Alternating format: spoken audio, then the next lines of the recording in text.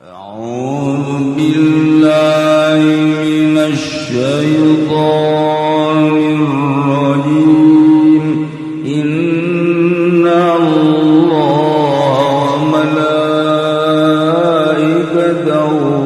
يصلون على النبي يا أيها الذين آمنوا صلوا عليه وسلموا تسليما اللهم صل على سيدنا محمد وعلى آل سيدنا محمد كما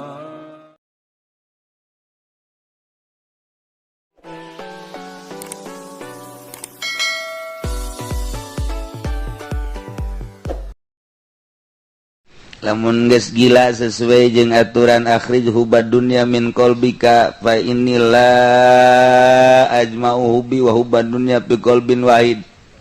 Kaluarkeun ku maneh cinta dunia di jero hate maneh sanyana kaula moal ngumpulkeun cinta kaula jeung cinta dunia dihijikeun di jero hate. Mun ente cinta dunia berarti teu cinta Allah, mun ente cinta Allah berarti teu cinta dunia. Mulai kuari ngageser urang ti mimiti disederhanakeun pait. Eta teh pait nu mantak perjuangan eta leuwih tibatan perang lantaran ieu mah terus wates wangeuna datang ka maot maksud. Berjuang eta pait jasa lain lalagaan terus urang menghindar ti jelema, menghindar ti syahwat, menghindar ti lazat, menghindar. Urang bisa babarengan jeung makhluk tapi menghindar jago. Ketika orang teu bisa uzlah. Ayana uzlah teh lain sa uzlah-uzlahna orang moga maksud. Jadi henteu meunang ku urang datang-datang uzlah bae teu meunang. Nu mantak diperdebatkeun di universitas tentang uzlah, kok ada uzlah sementara syariat kan ini harus bergaul muasyarah.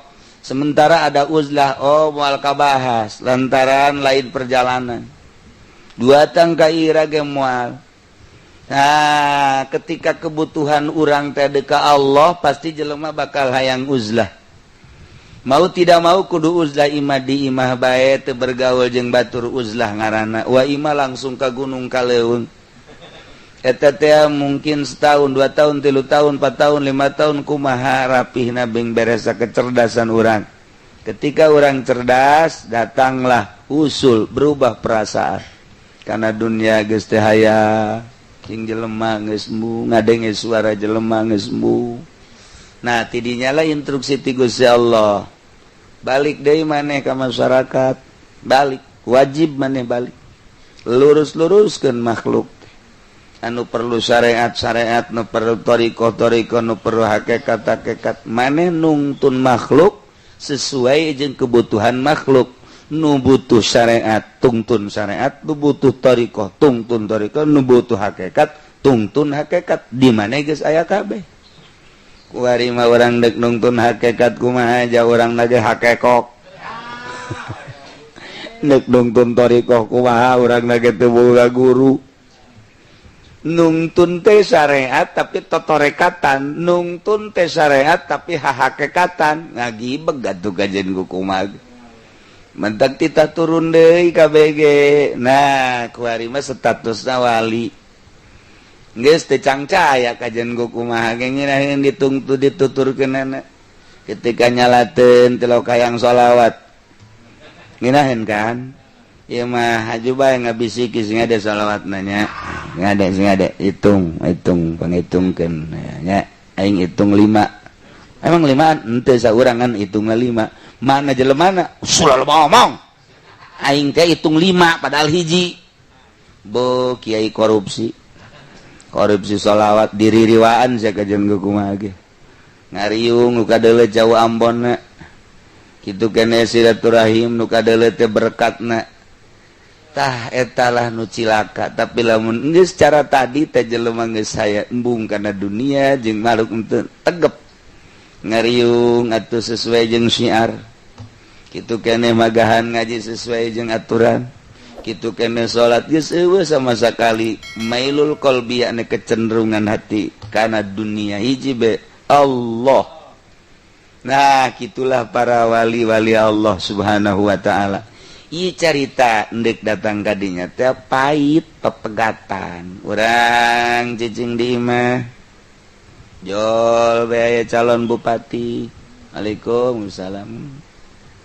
Ngobrol-ngobrol abdi aya kepentingan bade aya calon ngazam yang bade calon mohon ket aja urang sasalaman guriwel 10 juta nganeng bae urang ieu duit tok amat 10 jutanya ieu duit pan teu halal ieu pan ieu mah duit sogokan jalamun teu boga maksud berarti lok sedekah jelok sedekah berarti nyada sedekah teh aya karna berarti kan cek dina Fathul Muin ge haram boro-boro eta murid be murid datang ka kiai aing isin tas balik teu mere sedekah eta teh pan haram cek Imam Zainuddin Malebari eta teh ku sakitu bage haram komo datang calon bupati nu tadina tilok mere kuari datang aya karna mere berarti kan haram.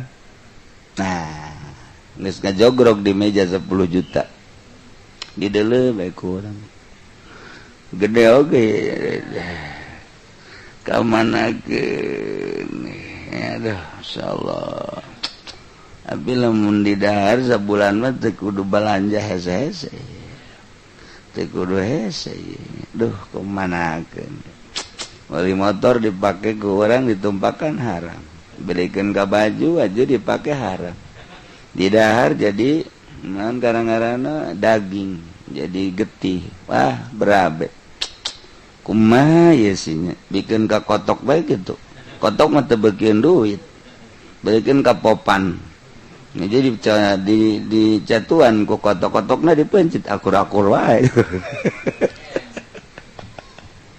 urang bingung lah cek nya aja geus aya ieu lah hese-hese batur maneangan ieu geus aya di imah ya halal mah kos ieu haram ge lamun menta dibere ge batu masalah no problem waduh geus datang ka dinya geus mandeg datang ka dinya racun aya di awak jago ngaji nyana deleukeun jago ieu teh pelebak kituna jababari ngaji nama tuh alpiah kurang sahese-hesena ge terus diulik kabelah ditu nama nyai-nyayan mantek itu kene asal mau martil bae ge gampang ja usul fikih dan lain sebagainya ngaji mah gampang praktekeunana ge gampang tapi pelebah eta aib beuh sedengkeun di dinya bakalna sinaran ilmu mah di dinya eta rahasia pribadi jeung Gusti Allah tah mah geus teu kudu ditembong-tembong ulah ai di hareupeun jelema bangun hebat jasa popoyong kodan tawadhu ain tawadhu orenganan sakumaha ore koros sinar ilmu moal aya jagokeun ngaji di dinya datang ka didarengekeun turu dipake bae moal kajeun kumaha ge yakinkeun moal racun aya di dinya atuh lamun jelema kabeh wararo ieu di Indonesia ieu kuari boho ujianna pamarentah sieun atuh ka kiai kulantaran kuari mas kiai na teh diome ku pamarentah kama qala almarhum Zainuddin MZ cek Zainuddin MZ itu singa macan dia disegani dan ditakuti itu kan karena di hutan tapi kalau macan sudah ditangkap kemudian dikurungin ditonton anak-anak bisa ente Zainuddin MZ iya kiai hebat sote ketika lu lompatan ti pamarentah dibere embung naon embung ai maka Allah sieun ketika kiai di kurungan ku Golkar diome ini kiai omean kita nih tuh MZ teh hebat jasa braknya anak kurungan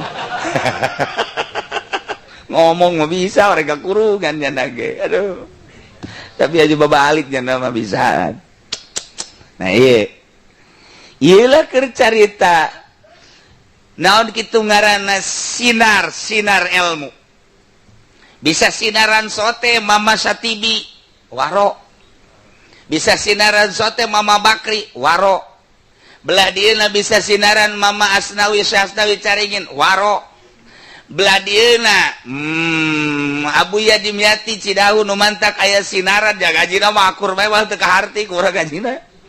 Urang kula gaji di itu jam 3 naon nu diombaca naon nu disurah teu kaharti. Keterbatasan urang meureun atawa nyarana ngaplong ka mana bae ngomong. Nu jelas mah teu aya kaharti aya teu, tapi kosono bae hayang bae ngadengkeun waro. Abah ucu urang mencari tafatul muin di mana akur bae.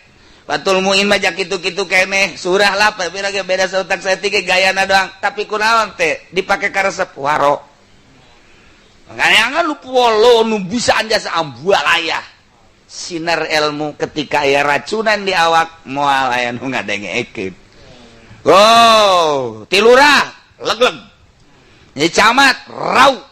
Di bupati. Hah? Waduh. Ada tak hitut-hitut. Aduh. Atuh gendek jaritakeun lalaon ge eta racun nu kadengena racun. Ketika jaritakeun ku masyarakat teh jatuh mah lain dukun salat naon racun. Nyaritakeun dukun wudu jalain dukun wudu naon racun. Nu kadenge racunna. Saha nu daek sih ka racun? Nah, iya kan orang perjalanan kita tepait pepegatan yang televisi kuari mah teu sanggup. Aing mah cenah daripada pepegatan yang televisi malah mendingan nah ngeusan bae hirup. Boh, wadak parah amat sih. Mukhalid. Jadi mukhalid di televisi. Pemikiran orang yang televisi mukhalid itu kene HP dan lain sebagainya. Jararau. Pepegatan, lalaunan, setik, trek, kurang katitipan ku ilmu ieu, ilmu Gusti dititipkeun ka urang. Wali alimil ukhra alamatun turo. Urang mau nyaritakeun kifatul azkiya isin. Wali alimil ukhra alamatun turo layat lubud dunya bi ilmi masaila. Ulah sok neangan dunia ku ilmu. Ku ari mah ilmu pake neangan dunia. Aduh, Masya Allah. Lain ilmu lain alim akhirat temang ngaranna alim dunia. Alim su ngaranna ulama su. Asal ilmu dah dipake dengan dunia ulama su. Geus bal beres. Makajen sakan ieu mah ieu perjalanan menuju ke Allah. Ieu mah ala kadar bae heula ala kadar. Singrai-singraikeun teg. Engke Allah nu mere. Rahasia eta Allah nu mere. Teng aya perasaan seperti kumaha di hate urang. Perasaan deket jeung Gusti Allah hese nyaritakeun kan deket jeung Gusti Allah lantaran lain di hareup, lain di luhur, lain di tukang deket. Japat Allah mah mukhalafah lil hawadis tapi perasaan urang deket eta nu hese. Eta nu hese. Urang mun nyaritakeun kita menyatu dengan Tuhan, teu meunang lamun lain keur urang makom ta'allum mah. Sebab naon? Atuh pan urang mah makhluk, Allah mah khaliq, pan Allah mah mukhalafah lil hawadis. Eueuh deui bahasa, kos ngabahasakeun zat. Jatuh meunang bahasa zat ka Gusti Allah pan aya zat patut mah kudu murakab. Atuh pan aya eueuh deui bahasa, ieu mah keur carita, berbelajar, tetep bae zat Allah. Aya ngaran zat atuh pan kudu murakab kajen kumaha ge. Moal pati-pati disebut zat eta teh lamun teu murakab mah tina anasir-anasir. Ye, tapi kan itu bahasa, di bahasa, iwati zat, nginjil bahasa. Ieu ge sarua menyatu dengan Tuhan. Ieu teh nginjil bahasa, teu meunang disebut wahdatul wujud. Teu meunang wahdatul wujud teh nu hiji nu tunggal we ngan Allah. Tapi deuk kumaha ngabahasakeunana terjemahan perasaan batin.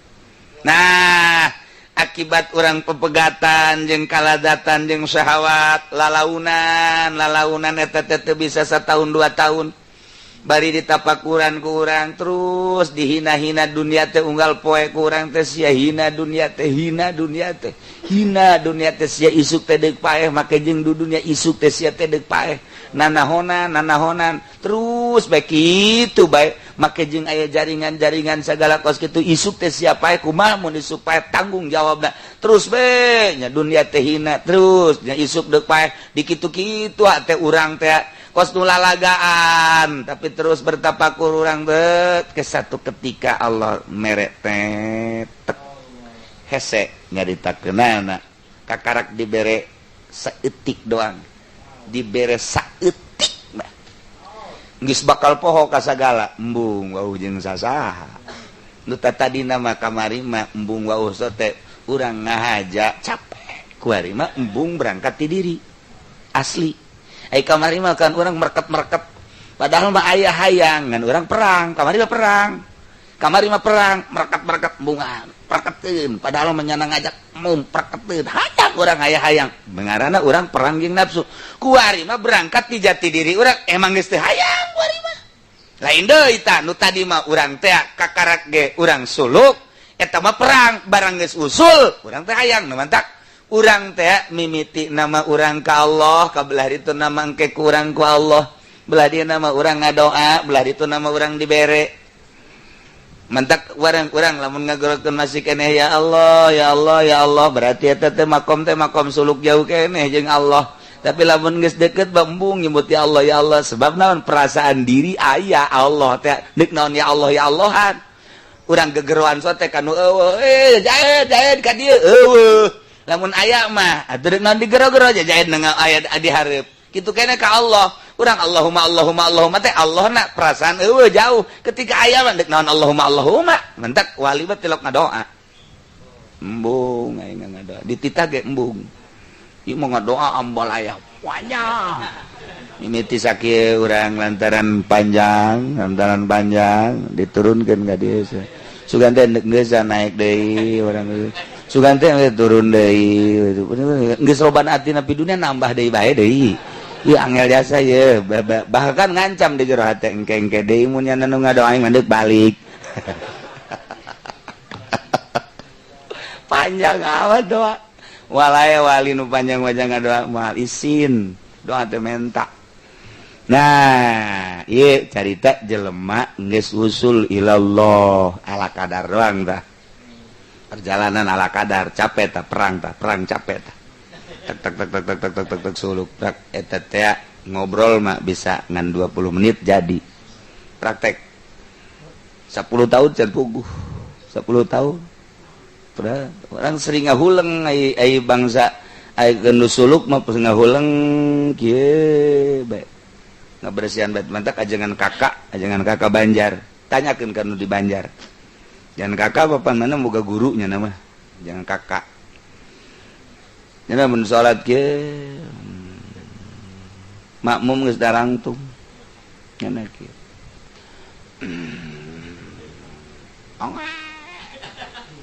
kieu tekar di kurang keur naon eta teh batin anu deuk dinolkeun aya cara-cara kadang giler santri mah malum santri itu beda kan santri mah tuh jadi nyana ka tukang heula kieu bae santri karena nungguan guru ke can bisain nyana mah ibadah santri mah blon santri mah kos gitu hei nyana keur nol kan aing mah ti wudu keneh geus nol blon santri mah tuh geus eta istirahat kayak geus mulai geus setengah jam leuwih kadang-kadang sajam nangtung bae sajam kadang-kadang aya sajamna nangtung mentek carang boga muatan nya mah carang aya ngamakmum lamun lain nu kuat-kuat amat mah geus carang ge santri saya itu giliran sa jangan kakak los ya ka ditu teu kuat nangtung aing kuat memehna nanggung angin mungkar semua hikam pannya nama mentak ngaji di dia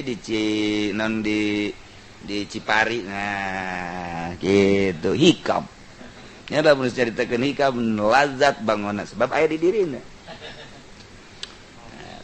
nya salat geus teu neuleus santri sabodo deuk aya deuk nu ngamamum sabodo malah kadang-kadang nya neuleus ka tukang seuri we seuri maksud seri teh ndek ka mana cegerna dek ama maning indit cek eta maning indit